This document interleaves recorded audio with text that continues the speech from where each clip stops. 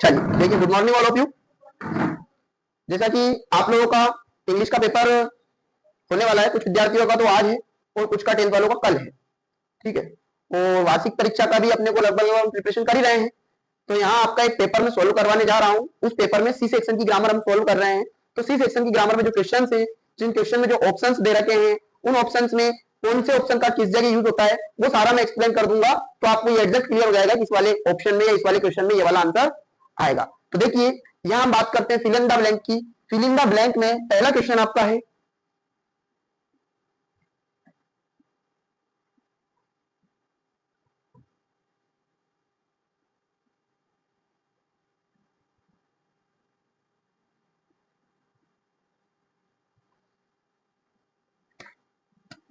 देखिए fill in the blank में पहला क्वेश्चन आपका है,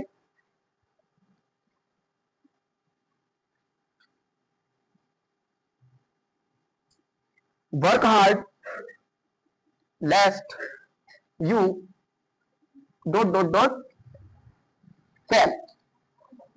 अब देखिए, यहां ब्लैंक में लिखा हुआ है आपका ऑप्शन में शुड, विल, यस और कैन, ये आपका लिखा हुआ है। अब इसमें हम देखते हैं सॉल्व आगे। आ जाइए, देखिएगा जैसा कि शुड, शुड हमारा एक मॉडल है। ये मॉडल में मैंने आप लोगों को पढ़ाया था। जब मॉडल का हमने यूज किया था तब हमने देखा था कि शुड का हिंदी अर्थ वैसे तो चाहिए होता है, लेकिन यहां हमें हिंदी अर्थ से कोई मतलब नहीं। शुड का जो यूज किया जाता है वास्तविक रूप में काय के लिए किया जाता है, एडवाइस, सलाह के लिए शुड का यूज किया जाता है। तो यहां अगर आपको लगती है कि सलाह सूचक स्थिति है तो आप शुड का यूज करेंगे। विल देखें, विल, विल का हिंदी अर्थ होता है गा दीजिए। विल फ्यूचर रिपोर्टिंग होता है, फ्यूचर रिपोर्टेड है विल, यानी फ्यूचर की एक्टिविटी को बताता है विल। सेकेंड बात करते हैं कैन। मैंने आपको कैन भी पढ़ाया था। कैन का भी वैसे हिंदी मतलब क्या होता है, सकता है, लेकिन यहां मैंने आपको कैन के बहुत सारे यूज बताए थे। इसमें मैंने आपको कैपेसिटी, एबिलिटी और पॉसिबिलिटी और परमिशन बताए थे। तो ये सारे यूजेस मैंने आपको कैन के बताए थे, ठीक। तो अब हम यहाँ देखते हैं, इसमें बताइए काय की बात कर रहा है, वो एडवाइस की बात कर रहा है। वर्क हार्ड, कठोर परिश्रम करो, लेट्स यू शुड फेल, वरना तुम फेल हो जाओगे। मतलब चेतावनी दे रहा है वो। क्या दे रहा है, चेतावनी दे रहा है। और सेकंड चीज वो एडवाइस नहीं दे रहा है, एडवाइस दे रहा है। वर्क हार्ड, कठोर परिश्रम करो वरना तुम फेल हो जाओगे। तो यहाँ पर क्या आएगा आपका आंसर, राइट। समझ में आया। चलिए नेक्स्ट ऑप्शन देखते हैं, दिस टेबल। देखिए, दिस टेबल इज मेड, यानी कि जो टेबल है वो बना हुआ है, dot dot dot dot dot good. Blank में आपका है with oblique, from, oblique, of.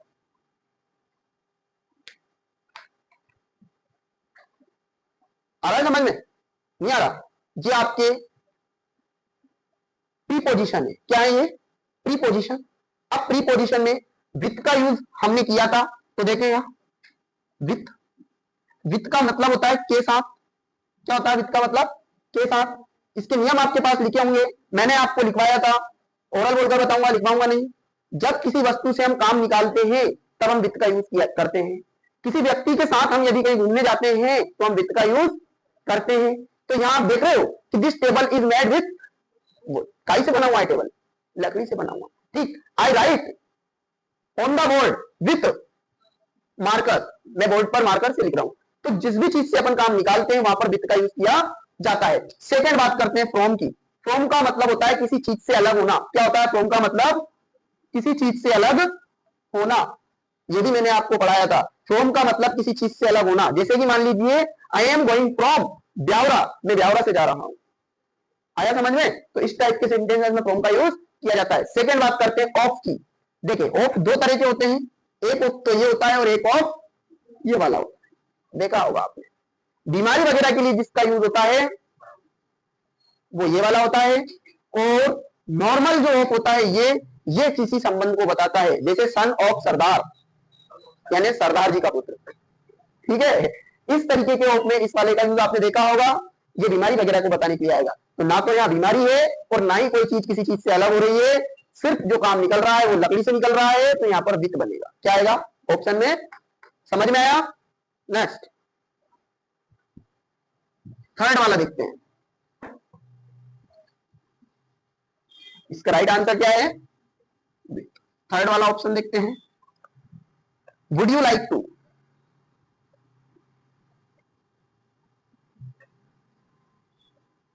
Would you like to have blank coffee.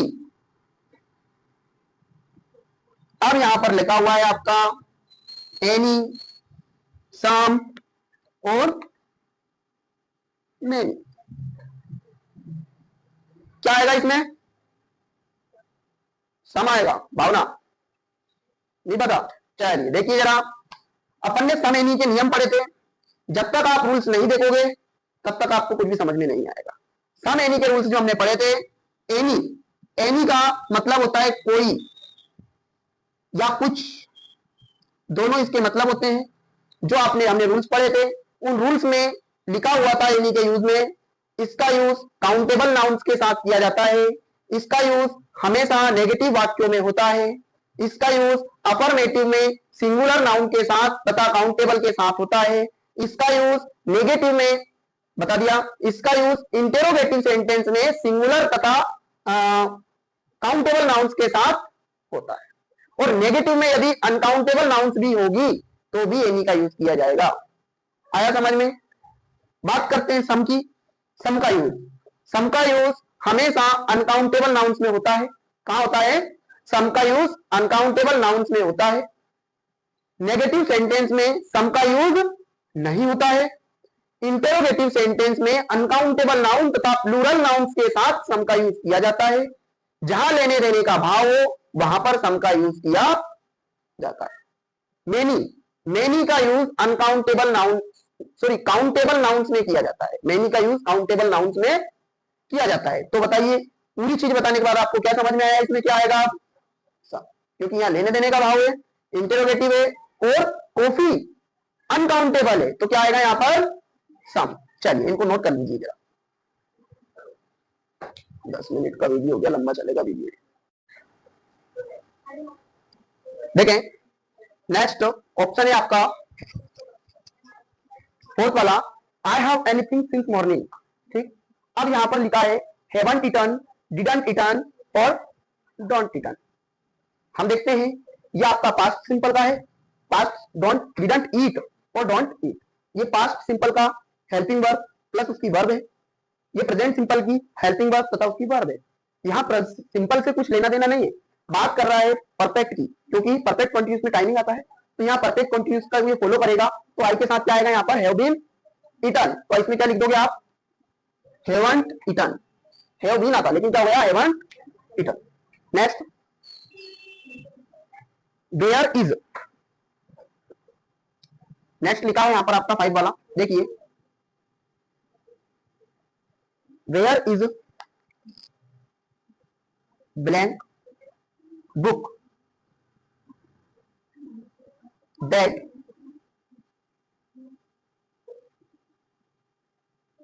I gave you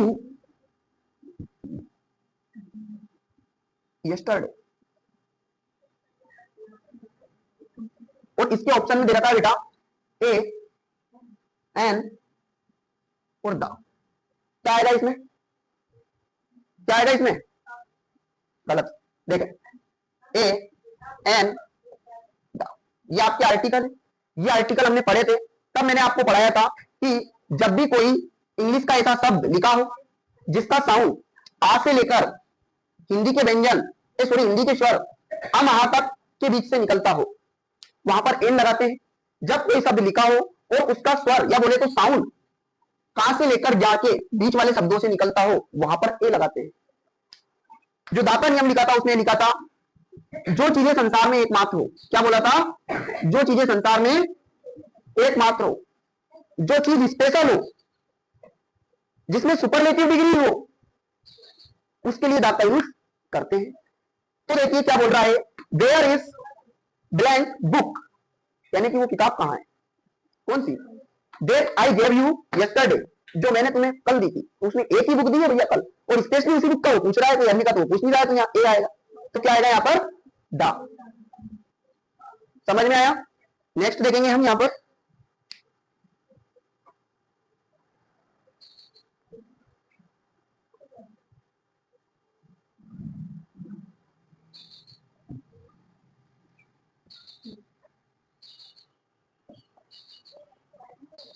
six वाला, walk carefully blank you will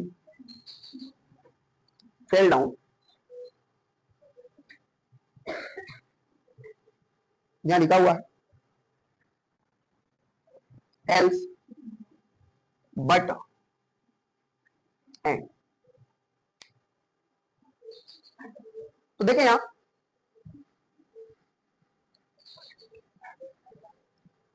but and और एल्स ये क्या है आपके, अभी अपन ने कुछ दिन पहले पढ़े थे, मैंने आपको कनेक्टिव्स या कंजक्शन पढ़ाए थे ना। तो ये वही चीज है, जब बट अपन ने पढ़ा था, पहला अपन ने पढ़ा था बट, तो मैंने आपको ये बताया था पहला जो वाक्य होगा वो दूसरे वाक्य के अगेंस्ट होगा। मैं आता तो सही लेकिन मुझे कुछ काम था, कर दिया मना। मैं आता तो सही लेकिन मुझे कुछ काम था। सेम इसी तरीके से उसने मुझसे कहा लेकिन मैंने सुना नहीं, तो ऐसा काउंट तो नहीं ले रहा है आपका ये सेंटेंस। सेकंड देखे एंड। एंड का मतलब होता है दो चीजों के बीच संबंध बताना। राम और मोहन भाई है, मैंने आपको पढ़ाया और तुमने पढ़ा है लेकिन तुम भूल गए, ठीक है, तो यहां और का यूज भी नहीं हो रहा है। तो कहने का तात्पर्य ये है कि जब आपको कोई ऑप्शन ऐसे दिए रहे कि आपको एक का अर्थ पता ना हो या समझ में नहीं आ रहा हो, तो जिनके आपको अर्थ पता है, जिनके आपको यूज पता है, उनके नियमों को आप अपने माइंड में स्टडी कर लें। जब अपन ने देख लिया कि दो इस सेंटेंस को फॉलो नहीं कर रहे हैं, तो डेफिनेटली हमारा तुक्का 100% राइट जाएगा, एल्स। राइट, ओके, चलिए अब आगे देखेंगे, नोट कर लो इसको।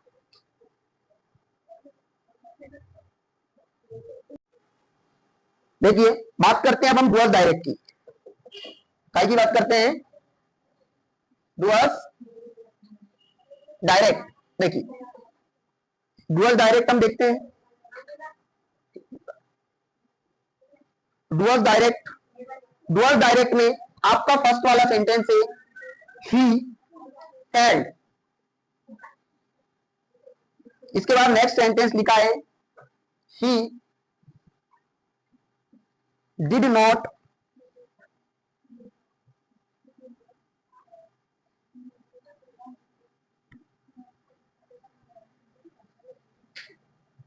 Study.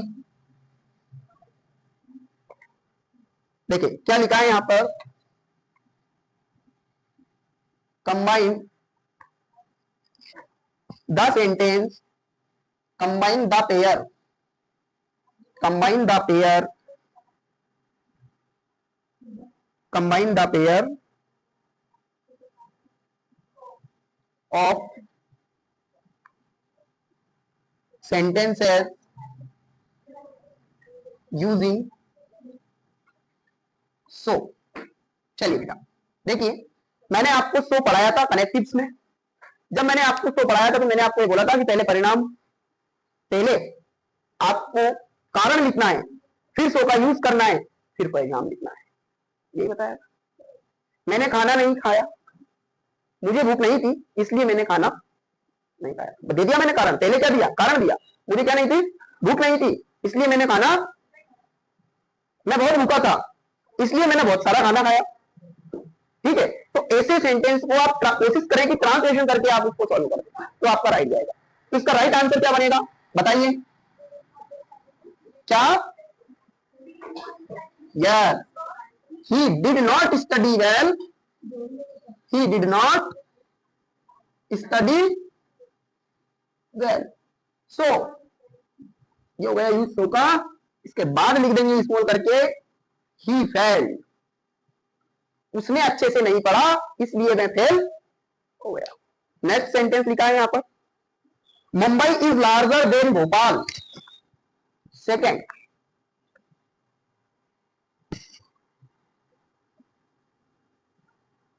Mumbai is larger than Bhopal. इसमें बोला गया है change into positive degree, change into positive degree. अब देखते हैं बेटा, यहां अपने को डिग्री में बदलना है, तो पहले हम इस सेंटेंस को पढ़कर ये पता करेंगे कि इसमें कौन सी डिग्री है। तो हमें यहां पर एक चीज रियलाइज हो रही है कि इसमें कंपैरेटिव डिग्री, कौन सी डिग्री है, कंपैरेटिव, क्योंकि कंपैरेटिव डिग्री में ई आर आता है, तो यहां लिखा हुआ है लार्जर प्लस देन लिखा हुआ है, तो इसलिए ये कंफर्म हो चुका है कि कौन सी डिग्री है, कंपैरेटिव डिग्री। अब अगर अपन इसका ट्रांसलेशन करते हैं तो क्या आएगा, मुंबई भोपाल की तुलना में बड़ी है या बड़ा है। आया समझ में। अब अपने को इसको साधारण वाक्य में कन्वर्ट करना है पॉजिटिव डिग्री में, तो क्या बोल सकते हैं डायरेक्ट, मुंबई भोपाल से बड़ी है। तो लिखेंगे यहां पर आंसर में, राइट आंसर आ जाएगा आपका, मुंबई इज लार्ज फ्रॉम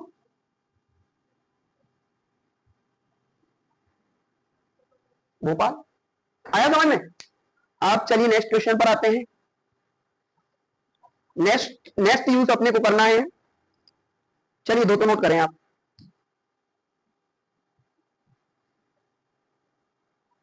चलिए देखिए यहां थर्ड वाला सेंटेंस लिखा है, as soon as the sun rises I walk up using no sooner than, काय के स्थान पर, एज सुन एज के स्थान पर। तो एज सुन एज के स्थान पर नो सुनर देन का यूज कैसे करते हैं, देखिए आइए समझते हैं हम। हमें लिखना है एज सुन एज के स्थान पर नो सुनर, क्या लिखेंगे, नो सुनर लिखा। अब इसके बाद हम इस पीछे वाले वाक्य को देखते हैं कौन से टेंस का है, बताइए कौन से टेंस का है, द सन राइजेस, कौन से टेंस का है, पास्ट का, ये है प्रेजेंट का। वर्ब में एस कौन से टेंस में आता है, प्रेजेंट वर्ब में एस ई एस। इसीलिए बोलता हूं कि टेंस का चार्ट पढ़ा है उसको आप बार बार खोल के देख लिया करो, टेंस के चार्ट वाली क्लास देख लिया करो, है ना। तो यहां पर होगा वर्ब में एस ई एस, तो प्रेजेंट सिंपल टेंस है।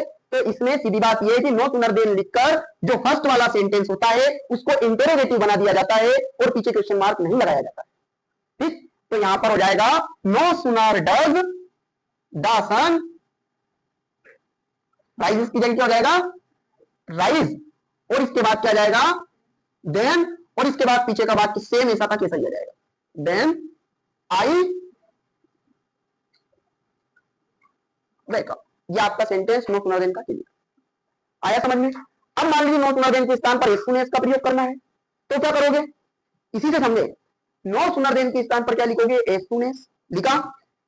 आपने देखा यहां डिड है तो इस हेल्पिंग वर्ब को आप क्या कर दोगे, सेकेंड। आपने देखा यहां डज है तो इसमें एस लगा दोगे।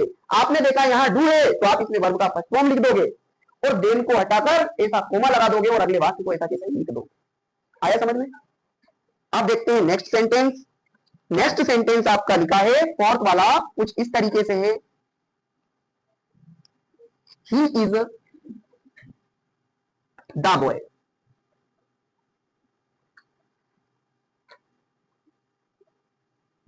who have won the race।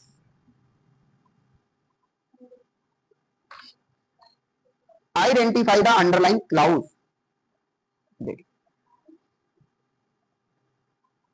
Identify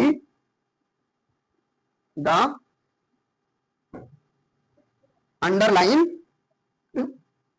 clause. आया समझ में।